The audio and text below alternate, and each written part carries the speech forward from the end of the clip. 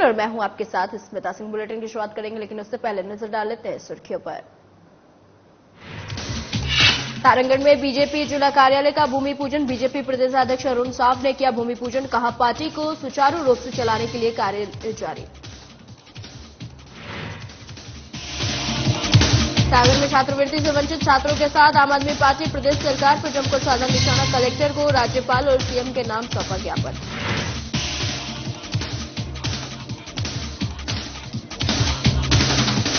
धमतरी में जिला पंचायत के सामान्य सभा की हुई बैठक और स्वास्थ्य, शिक्षा और अवैध रेत उत्खनन के उठाए मुद्दे और मामलों के जल्द निस्तारण की कही गई बात।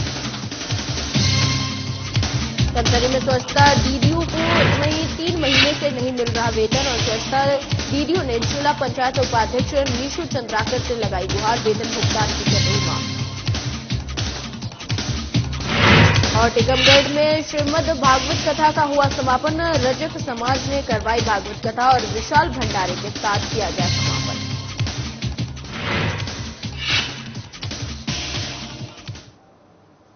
बढ़ते खबरों की तरफ। कांग्रेस नेता राहुल गांधी इन दिनों अमेरिका के दौरे पर और जहां वे अलग अलग कार्यक्रम में जाकर बीजेपी के नेतृत्व वाली मोदी सरकार पर जमकर हमलावर है। वहीं बीजेपी पार्टी के नेता भी उन पर पलटवार करने से पीछे नहीं हट रहे हैं। और इस बीच छत्तीसगढ़ के सीएम भूपेश बघेल ने भी बड़ा बयान देते हुए कहा है कि बीजेपी खुद की मानती है कि राहुल गांधी सबसे बड़े नेता है। और मोहन भागवत कहते हैं कि विदेश में जाकर जो देश का अपमान करते हैं वे देश विरोधी है।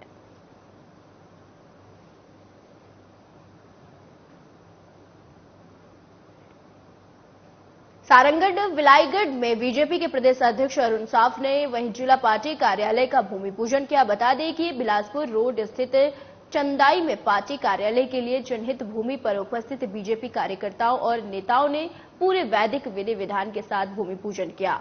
वहीं समारोह को संबोधित करते हुए बीजेपी प्रदेश अध्यक्ष ने कहा कि आज बीजेपी देश के सबसे बड़ी लोकतांत्रिक पार्टी बन चुकी है और किसी भी पार्टी को सुचारू रूप से संचालित करने के लिए एक कार्यालय का होना आवश्यक है, ताकि कार्यकर्ता संगठन की मजबूती के साथ साथ आम लोगों के दुख दर्द को भी सुन सके। उन्होंने यह भी कहा कि जिले में पार्टी कार्यालय का निर्माण कराने का फैसला लिया है और जल्द ही यह कार्यालय बनकर तैयार हो जाएगा।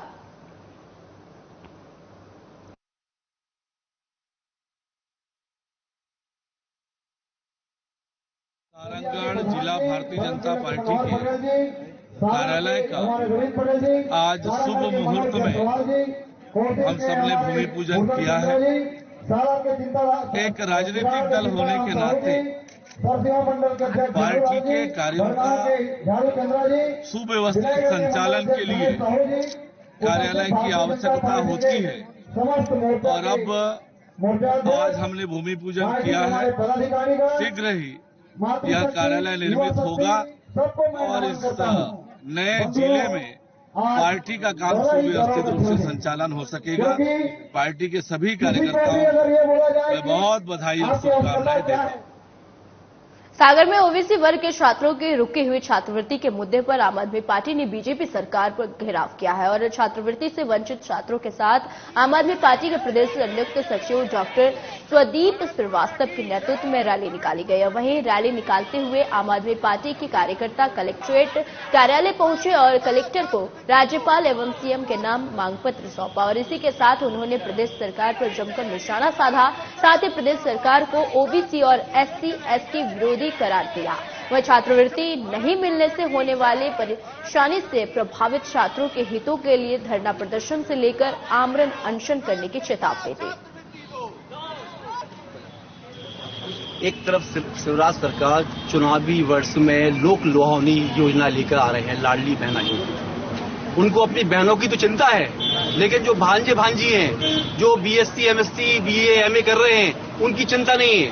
पूरा 1 साल हो गया ओबीसी के लोगों की छात्रवृत्ति शिवराज सरकार नहीं दे पाई। अपने आप को वो ओबीसी के नेता बोलते हैं, अपने आप को वो ओबीसी का मुख्यमंत्री बोलते हैं। जिस देश का प्रधानमंत्री ओबीसी हो, जिस प्रदेश का मुख्यमंत्री ओबीसी हो, उन छात्र छात्राओं को बड़ी धूप में 42 डिग्री टेम्परेचर में संघर्ष करना पड़ रहा है। ये कौन सी राजनीति है? आप लाडली बहना नहीं, जीजा योजना चलाओ, लेकिन कम से कम बच्चों की स्कॉलरशिप का तो ध्यान रखो। ये बेचारे बच्चे अपनी बुक्स भी नहीं खरीद पाते हैं। इनके माँ बाप ने सूद पर पैसा लेकर इनकी पढ़ाई करवा रहे हैं और वो ब्याज के रूप में 10,000 रुपये मिलता है, वो 10,000 वो ब्याज के रूप में दे देते।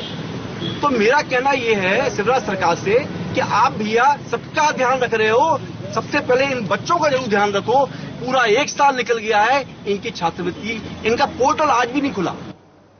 धमतरी में जिला पंचायत की सामान्य सभा की बैठक का आयोजन किया गया, जिसमें सभी सदस्यों ने विभिन्न क्षेत्रों से संबंधित सवाल पूछे और बैठक में अवैध रेत उत्खनन, शिक्षा और स्वास्थ्य ये 3 मुद्दे छाए रहे। और वहीं मनोज साक्षी के पूछे गए एक प्रश्न के उत्तर में जानकारी दी गई कि स्वास्थ्य और शिक्षा के क्षेत्र में कई ऐसी योजनाएं हैं जिन्हें इस सेशन में जिला पंचायत के द्वारा लागू किया जाएगा। और यहां प्रमुखता से अवैध रेत उत्खनन का मामला उठाया गया और जिसमें संबंधित सभापति ने कहा कि अवैध रेत उत्खनन पर लगाम लगाने जाने के लिए विधिवत योजना बनाकर काम किया जाएगा। वहीं स्वास्थ्य कर्मियों द्वारा ग्रामीणों से दुर्व्यवहार का मामला भी सामने आया और जिसके निराकरण की बात कही गई। और इसी कड़ी में रेड क्रॉस से संबंधित एक मांग जिला पंचायत उपाध्यक्ष निशु चंद्राकर ने पूरी की और जिससे अब गांव-गांव में रक्तदान शिविर का आयोजन किया जाएगा और जिससे ब्लड बैंक में पर्याप्त रक्त भंडार उपलब्ध होगा। जिला पंचायत की हमारी सामान्य सभा की बैठक 2 महीने के बाद आहूत की गई, जिसमें क्षेत्र की विभिन्न समस्याएं हमारे क्षेत्र के जिला पंचायत के सदस्य, जनपद के अध्यक्ष सभी इन सामान्य सभा में अपने क्षेत्र के मुद्दों को उठाते हैं, जिसमें एजेंडा था वन विभाग के कार्यों की समीक्षा, लोक स्वास्थ्य यांत्रिकी खंड के कार्यों की समीक्षा, जिला रोजगार कार्यालय धमतरी के कार्यों की समीक्षा, स्वास्थ्य विभाग के कार्यों की समीक्षा और अन्य विषय, और साथ ही पिछले बैठक में जो कार्यवाही विवरण हुए हैं उनके पालन प्रतिवेदन पर चर्चा की गई, जिसमें संबंधित विभाग के अधिकारियों को निर्देश दिया गया कि जो जो कार्य चल रहे हैं उसे बरसात के पहले पूर्ण कराई जाए, चाहे पीएमजेएसवाई सड़क की बात हो, चाहे लोक निर्माण विभाग के सड़क की बात हो, चाहे डीबी के सड़क की योजनाएं की बात हो। जल्द से जल्द जनता के हित में इन कार्यों को फास्ट कराकर काम को कराने के लिए जिला पंचायत की सामान्य सभा से निर्देशित किया गया। जी, स्वास्थ्य विभाग के कार्यों में चर्चा तो हुई है। स्वास्थ्य विभाग में अभी हमारे नगरीय क्षेत्र में डॉक्टरों की बहुतायत मात्रा में कमी है, जिसे हमारे छत्तीसगढ़ के सम्मानीय मुख्यमंत्री भूपेश बघेल जी और स्वास्थ्य मंत्री टीएस सिंहदेव जी ने स्वीकृति प्रदान करते हुए बहुत सारे डॉक्टरों की नियुक्तियां यहाँ पे की है, जिसकी कॉपी को सीएमएचओ साहब जल्दी हम लोग को प्रोवाइड करेंगे और वो आप लोग तक भी वो पहुंच जाएगा और उस क्षेत्र में जो स्वास्थ्य के लिए जो भटक रहे हैं उन लोगों को भटकना नहीं पड़ेगा। जो रेत खदान अवैध चल रहे हैं उसे बंद करने की बात भी जिला पंचायत की सदन से सम्मानित सदस्यों ने कहा है और जितनी भी डंपिंग है, कितनी डंपिंग हुई है, उनकी जानकारी भी जिला पंचायत के अधिकारी से मांगी गई है। खबर धमतरी से, जहां साफ सफाई का जिम्मा रखने वाली स्वच्छता दीदियां अपने काम से नाखुश नजर आ रही है। बता दें कि स्वच्छता दीदियां को न तो सम्मानजनक वेतन मिल रहा है, न ही भविष्य से जुड़ी सरकारी योजनाओं का लाभ। आलम यह है कि पिछले दिन महीने से ही स्वच्छता दीदियों को वेतन तक नहीं मिल पाया है और जिसको लेकर स्वच्छता दीदियां काफी परेशान नजर आ रही हैं। और इसी के साथ स्वच्छता दीदियों ने बताया कि वह रोज सुबह 7 बजे से शाम के 3 से 4 बजे तक कचरा कलेक्शन का कार्य करती हैं और इसके बाद इनके हाथ में महीने के अंत में मात्र 6,000 रुपए आते हैं। वहीं अपना दुख सुनाने स्वच्छता दीदियां जिला पंचायत उपाध्यक्ष निशु चंद्राकर के पास पहुंची और जहां उन्होंने मांग रखी कि उन्हें कलेक्टर दर पर वेतन भुगतान किया जाए और नियमित कर्मचारी का दर्जा देकर भविष्य निधि जैसी सुविधाएं भी दी जाए। जिसके बाद जिला पंचायत उपाध्यक्ष ने स्वच्छता दीदियों की व्यथा सुनकर उन्हें अपना समर्थन दिया और सीएम भूपेश बघेल से उनकी व्यथा साझा करने का आश्वासन दिया। छत्तीसगढ़ स्वच्छता दीदी महिला संघ हमारी धमतरी जिले की महिलाएं जो स्वच्छता में उनका महत्वपूर्ण योगदान रहता है और उनकी व्यथा को मैंने यहाँ पे सुना। उन्होंने 3 मांगे मेरे समक्ष रखी है, जिसे वो मुख्यमंत्री जी को देना चाहते हैं। कलेक्टर दर पर मानदेय की राशि बढ़ाने की बात, पीएफ प्रत्येक कर्मचारी का काटना चाहिए और रविवार को अवकाश दिया जाना चाहिए। ये मांग स्वच्छता दीदी ने रखा है और इसके लिए मैंने उनकी बातों को सुना और गहराइयों के साथ सुना। हमारे छत्तीसगढ़ के सम्मानीय मुख्यमंत्री भूपेश बघेल जी लगातार जो काम कर रहे हैं उसे लगातार वो प्रोत्साहित भी कर रहे हैं और मैं मानता हूं कि ये प्लेसमेंट के कर्मचारी हैं अगर ये स्वच्छता दीदी सम्मानित सीएम भूपेश बघेल जी के पास जाकर अपनी बातों को रखेंगे तो मैं मानता हूं कि भूपेश बघेल जी उनको निराश नहीं लौटाएंगे, क्योंकि इनका सेवा कोरोना काल के समय से ही रहा है और कोरोना काल के समय भी इन्होंने कचरा धमतरी नगर निगम का उठाया है और इनकी मांगे जायज है। इस पर मैंने अभी हमारी धमतरी स्वच्छता दीदी महिला संघ की अध्यक्ष जितेश्वरी साहू और उपाध्यक्ष नजुमुन निशा खान जी और उनकी पूरी टीम आई हुई थी, तो उनको मैंने अपने तरफ से अनुशंसा पत्र दिया है और मैं इनकी बातों को सम्माननीय मुख्यमंत्री श्री भूपेश बघेल जी के पास भी रखूंगा।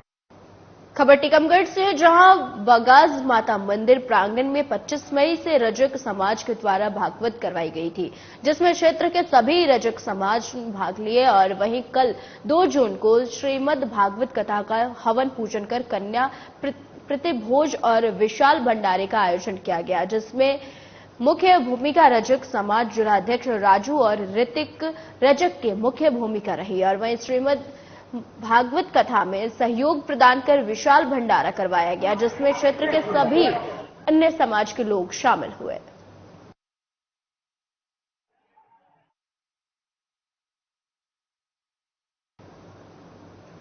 इंदौर के कोतवाली थाना क्षेत्र में गाड़ी पार्किंग को लेकर कुछ अज्ञात बदमाशों ने व्यापार व्यवसाय करने वाले 4 व्यक्तियों पर हमला कर दिया और घटना की जानकारी मिलते ही सेंट्रल कोतवाली पुलिस मौके पर पहुंची और मामले को शांत करवाया। साथ ही घायलों को अस्पताल ले जाया गया और वहीं घायलों ने आरोप लगाते हुए कहा कि बदमाश आए दिन अवैध वसूली और गुंडागर्दी करते रहते हैं और जिसकी शिकायत कई बार वो थाने में दर्ज करा चुके हैं, लेकिन उसके बावजूद भी कुछ बदमाश आए और विवाद कर रहे थे। फिलहाल घायलों की स्थिति अभी सामान्य बताई जा रही है, वहीं पुलिस सीसीटीवी फुटेज के आधार पर बदमाशों की तलाश कर रही है।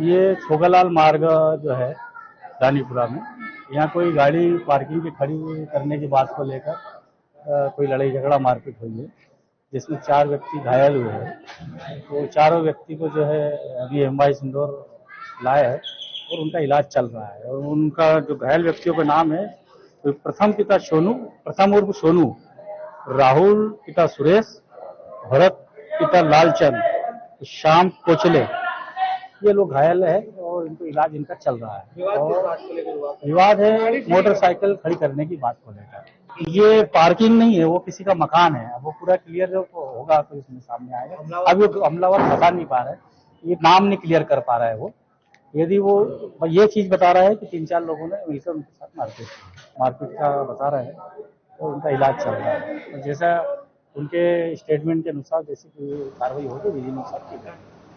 छत्तीसगढ़ के पर्यटन मंडल अध्यक्ष अटल श्रीवास्तव के द्वारा जिला स्तर पर बनाई गई पर्यटन समिति की बैठक बिलासपुर के मंथन भवन में आयोजित की गई और जिसमें जिला स्तर पर बनाई गई पर्यटन समिति का कार्य जिले में स्थित पर्यटन स्थलों का संरक्षण व संवर्धन करने पर चर्चा की गई और जिससे पर्यटन को बढ़ावा दिया जा सके। और इसी कड़ी में कोरी डैम, खुटाघाट डैम, रतनपुर के महामाया मंदिर आदि विभिन्न स्थलों के में चल रहे कामकाज की समीक्षा की गई और आगे कैसे स्थलों को विकसित किया जा सकता है उस विषय पर भी चर्चा की गई। बता दें कि इस बैठक में होटल्स एसोसिएशंस को भी शामिल किया गया था ताकि पर्यटकों के विश्राम की समुचित व्यवस्था की जा सके।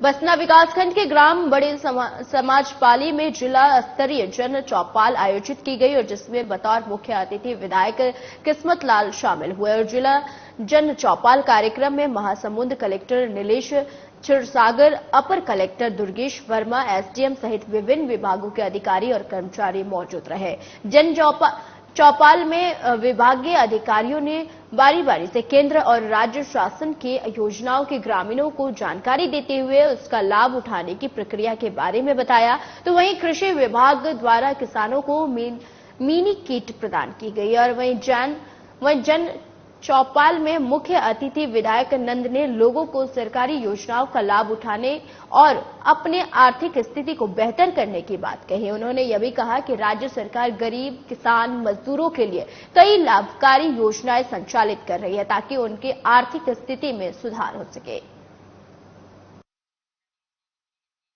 साजापाली जो है महासमुंद जिले का गाँव है और मैंने कलेक्टर साहब से कहा था कि बहुत सारी छोटी छोटी चीज़ों को लेकर के लोग जिला मुख्यालय तक नहीं पहुँच पाते या संबंधित विभाग में नहीं पहुँच पाते, तो इसके लिए एक जन समस्या निवारण शिविर लगाया जाए।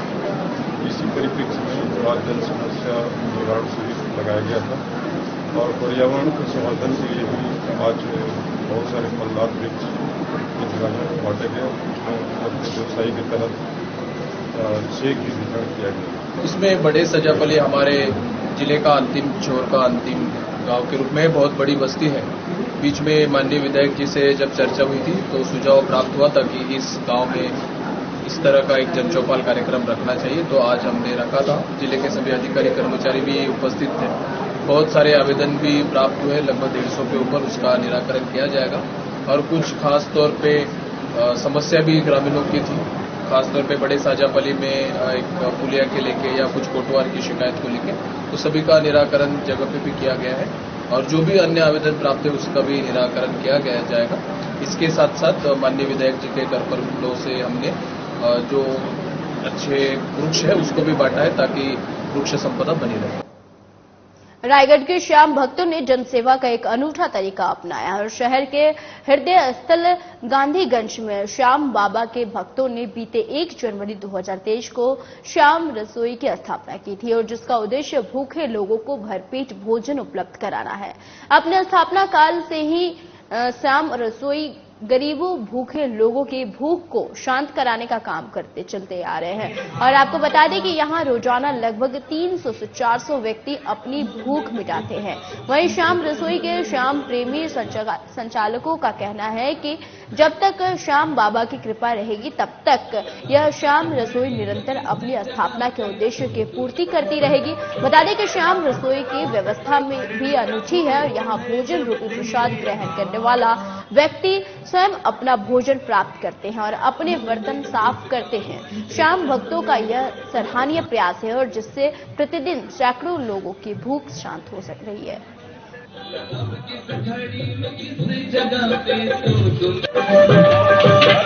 ये बाबा की दया से पिछले 5 माह से 1 जनवरी से आरंभ हुई है और बाबा का जब तक आशीर्वाद बना रहेगा, जब तक निःशुल्क लोगों को भोजन सेवा में की जाएगी। यहाँ पर हम सुबह शरबत पिलाते हैं, फिर भोजन कराते हैं। ये प्रयास है हर जरूरतमंद आदमी आए और बाबा का प्रसाद लेके जाए।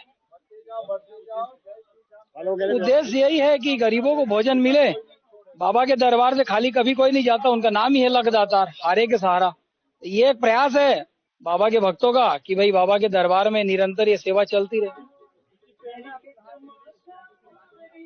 प्रेरणा हमारे और भी बाबा के जहाँ और मंदिर है, खाटू में चलता है और बहुत सारे स्थान है जहाँ पर इस तरह भोजन के रूप में दूसरी चीजें दी जाती है।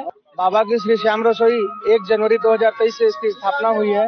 ये बाबा की कृपा से यहाँ में रायगढ़ में इसकी स्थापना हुई और यहीं पर इसकी शुरुआत हुई है।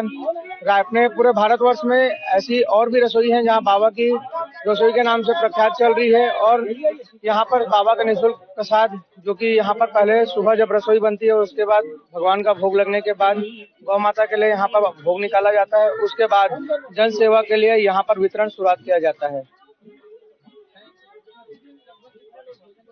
प्रतिदिन 250 से 300 लोग यहाँ पर भोजन की सेवा लेने आते हैं, जिसमें यहाँ पर सबसे एक अच्छी चीज ये है कि आदमी जितने भी इच्छुक जिनके लिए भूख लगी है सभी को भोजन है। लाइन में एक कतार में लगकर सभी कोई भोजन लेते हैं और भोजन के पश्चात अपनी थाली को स्वयं धोकर रखते हैं। तो उनमें भी यह सेवा भाव आता है कि हम बाबा की रसोई में आए हैं, उनकी सेवा में है, तो हमें भी अपना काम थोड़ा स्वयं करें, तो उसमें उनके अंदर भी प्रेरणा जागृत होती है।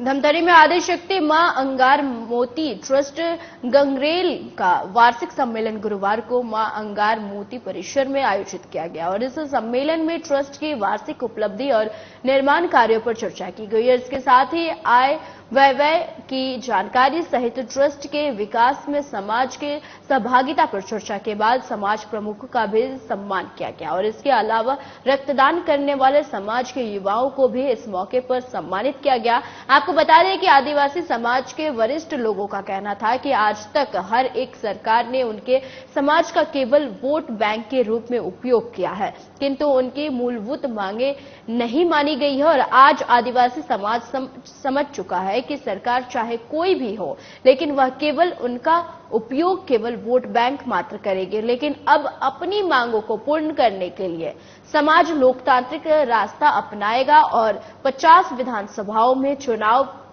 प्रत्याशी खड़े करके उन्हें विधानसभा भवन तक पहुंचाने का काम किया जाएगा। इस तरह चुनाव के माध्यम से विधानसभा में अपने विधायक भेजे जाएंगे और जिससे आदिवासी समाज को पर्याप्त प्रतिनिधित्व मिल सके और उनकी मांगे पूरी हो सके।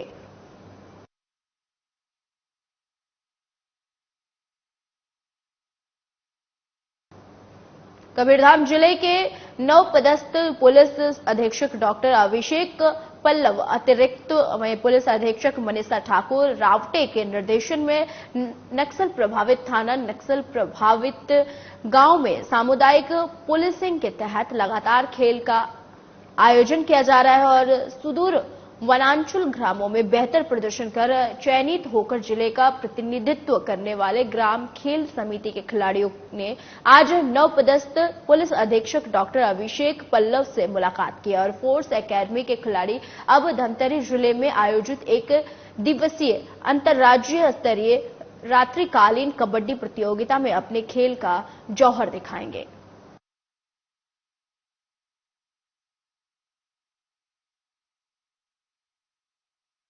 एनटीपीसी सीपत बिलासपुर से 25 किलोमीटर की दूरी पर स्थित है और एनटीपीसी की स्थापना के समय ग्रामीणों ने उत्साह देखा गया और आपको बता दें कि अब संपूर्ण क्षेत्र में विकास की नई गाथा लिखी जाएगी। लेकिन समय का चक्र ऐसा घुमा कि एनटीपीसी सीपत के आसपास के गांव में नहर का पानी आना बंद हो गया और जिन गांवों में थोड़ा बहुत पानी नहर के माध्यम से आ रही थी, वहीं आपको बता दें कि वह एनटीपीसी का कचरा भी साथ में लेकर आ रहा है। वहीं जनप्रतिनिधियों का मुंह एनटीपीसी अपने पैसे के दम पर बंद करवा चुका और इतना ही नहीं, बड़े मीडिया हाउस विज्ञापन के लालच में एनटीपीसी के काले कारनामे की खबर दबा देते हैं और अब ऐसे में गरीब ग्रामीण क्या करें, यह बड़ी चिंता का विषय है और एनटीपीसी का राखड़ प्रबंधन वैसे ही शुरू से ही विवादों के घेरे में रहा है और अब पानी और कचरा बड़ी समस्या बन चुका है। जिन गांवों को एनटीपीसी ने गोद लिया है उनमें भी कोई कार्य नहीं हो रहा है। लेकिन सोचने वाली बात यह है कि आखिर कार्य के लिए आने वाले फंड कहां जा रहे हैं। जब यहाँ पर स्थापित हुआ था उस समय 94 में मेरे पिताजी सरपंच और एग्रीमेंट हुआ था ग्राम पंचायत और एनटीपीसी का कि 8 गांव को वो गोदनामा लेंगे। मुझे अच्छे से याद है, लेकिन एनटीपीसी में गोदनामा वाला कोई शर्त पूरा नहीं किया। नियमता क्या क्या करना होता है एनटीपीसी में जब गांव इफेक्ट होते हैं? मूलभूत सुविधाएं उनको देना था, स्कूल भवन देना था, अस्पताल भवन देना था, सड़कें, स्ट्रीट लाइट, पेयजल, रोजगार, किसी चीज में उनका सहयोग नहीं मिला। हम जो एनटीपीसी के कारण जो नहर में समस्या आई है उसके समाधान के लिए कलेक्टर महोदय से मिलने आए थे। हमारे साथ हो क्या रहा है कि जो एनटीपीसी है उस नहर का अलाइनमेंट बदल दिया है, उसकी वजह से नहर का जो है लेवल बदल गया है, पानी जो है हमेशा ऊपर से नीचे बहती है।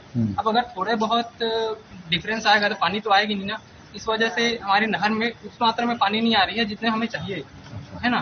तो बहुत सारे लोग इससे प्रभावित है। हमारे गाँव कौड़िया, आगे का गांव नवा गांव, अरे हम लोग तो ले जैसे भी है चला लेते हैं। नवा गांव वाले तो आसरा ही छोड़ दिया है, उनका नहर तो पूरी तरह से बंद हो चुका है, पूरा ब्लॉक है, नहर का जमीन जो है पूरी तरह से बंद हो गया, उसमें पूरा मिट्टी बन गया क्योंकि पानी वहां तक पहुंचता ही नहीं है।